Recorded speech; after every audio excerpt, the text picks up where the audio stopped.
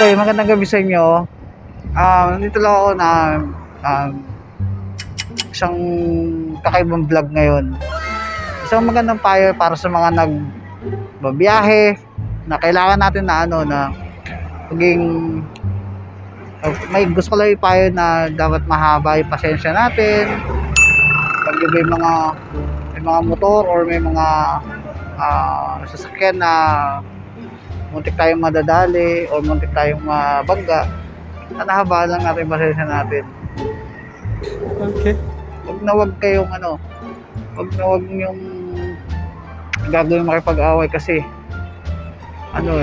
isipin nyo lagi na may pamilya rin kayo. Uy, gago! Tandaan ka! Yun nga pala. Dapat maging mahaba yung pasensya nyo. Kasi mag-isip tayo, alam mo, bago tayo gumawa ng desisyon, lalo sa kalsada kapag meron tayo nakaalitan, mag-isip muna tayo ng 10 beses, hinga tayong malalim. Kahit alam natin na hindi tayo may kasalanan, ingatan natin na hangga't maaari iwasan natin pag-away.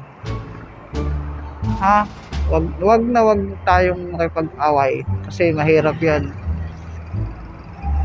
Pag mga loko kayo. Magdaan-daan nga kayo. Nasa gilid na ako eh. Ayun, balik tayo. So magdaan-daan lang lagi yung pa isang tricycle na to.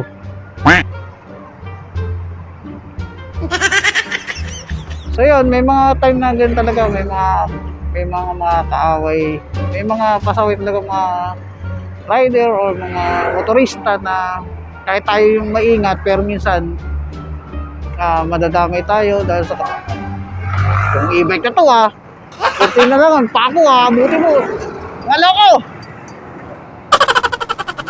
Tayo na lang muna, agad muna. So, lang advice ko, maging mahaba yung pasensya natin. Pag lumabay tayo lagi, kalokohan mo ayos ka.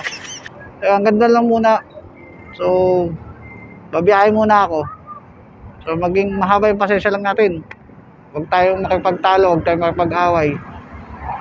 Kasi raulo ko ito. Sige na, babay na.